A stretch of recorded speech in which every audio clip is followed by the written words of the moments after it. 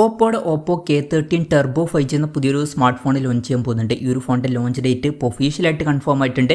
പിന്നെ ഫീച്ചേഴ്സിനെ പറ്റിയിട്ടുള്ള പല കാര്യങ്ങളും ഇപ്പോൾ അറിയാനും കഴിഞ്ഞിട്ടുണ്ട്. എന്നാലും ഈ ഒരു വീഡിയോയിൽ നമ്മൾ നോക്കാൻ പോകുന്നത് ഓപ്പോ K13 ടെർബോ എന്നുള്ള സ്മാർട്ട് ഫോണിനെ പറ്റിയിട്ടാണ്.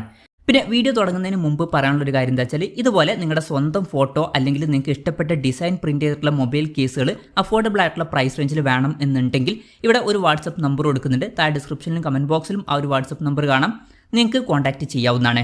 അപ്പോൾ നമ്മൾ ആദ്യം ഫീച്ചേഴ്സും കാര്യങ്ങളൊക്കെ നോക്കുകയാണെന്നുണ്ടെങ്കിൽ ഡിസ്പ്ലേയുടെ കാര്യത്തിൽ ഓപ്പോ K13 ടെർബോയിൽ 6.83 ഇഞ്ചിൻ്റെ 1.5K റെസൊല്യൂഷനിൽ വരുന്ന AMOLED ഡിസ്പ്ലേ ആയിരിക്കും വരിക.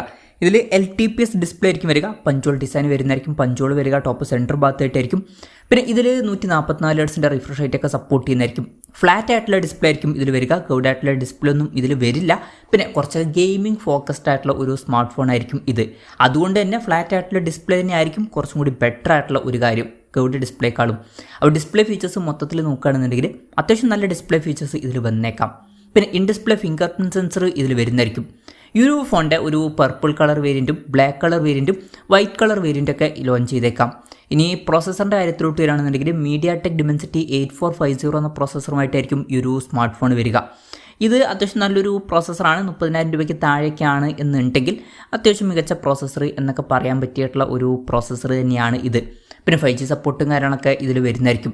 പിന്നെ ഇൻട്രസ്റ്റിംഗ് ആയിട്ടുള്ള ഒരു കാര്യം എന്താണെന്ന് വെച്ചാൽ, ഈ ഒരു ഫോണിൽ ഇൻബിൽഡ് ആയിട്ടുള്ള ഒരു കൂളിംഗ് ഫാന് വരുന്നതായിരിക്കും. ആ ഫോണ് അത്ര പെട്ടെന്ന് ഹീറ്റ് ആവില്ല.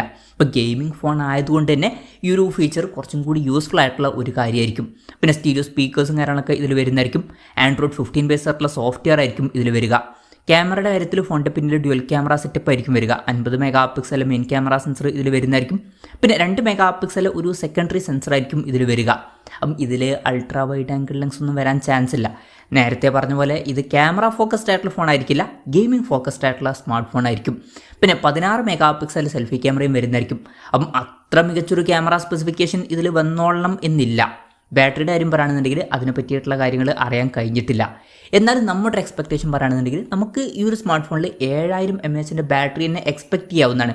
K13 സീരീസിൽ മുമ്പ് വന്നിട്ടുള്ള ഫോണുകളിലൊക്കെ മികച്ച ബാറ്ററി സെറ്റപ്പ് ഉണ്ടായിരുന്നു. പിന്നെ 80 വാട്ടിൻ്റെ ഒരു ഫാസ്റ്റ് ചാർജ് സപ്പോർട്ടൊക്കെ ഇതിൽ വന്നേക്കാം. Type C ചാർജിംഗ് പോർട്ടും ഇതിൽ വരുന്നതായിരിക്കും. മിക്കവാറും ഇതിൽ നല്ലൊരു ബാറ്ററി സെറ്റപ്പും വന്നേക്കാം. ഇതൊക്കെയാണ് ഫീച്ചേഴ്സിനെ പറ്റി പറയാനുള്ള കാര്യങ്ങൾ. ഇനി ലോഞ്ച് ഡേറ്റിൻ്റെ കാര്യം പറയുകയാണെന്നുണ്ടെങ്കിൽ ജൂലൈ 21-നാണ് ഈ സ്മാർട്ട് ഫോൺ ലോഞ്ച് ചെയ്യാൻ പോകുന്നത്. പക്ഷേ ആ ഒരു ദിവസം ഇന്ത്യൻ മാർക്കറ്റിൽ ഈ ഒരു സ്മാർട്ട് ഫോൺ ലോഞ്ച് ചെയ്യില്ല. ആ ഒരു ദിവസം ചൈനീസ് മാർക്കറ്റിലായിരിക്കും ഈ ഫോൺ ലോഞ്ച് ചെയ്യുക. പിന്നീട് ഈ ഒരു സ്മാർട്ട് ഫോൺ ചിലപ്പം ഇന്ത്യൻ മാർക്കറ്റിൽ ലോഞ്ച് ചെയ്തേക്കാം. കാരണം ഓപ്പോയുടെ K13 സീരീസിൽ വരുന്ന ഫോണുകൾ മുമ്പ് ഇന്ത്യൻ മാർക്കറ്റിൽ ലോഞ്ച് ചെയ്തിട്ടുണ്ടായിരുന്നു.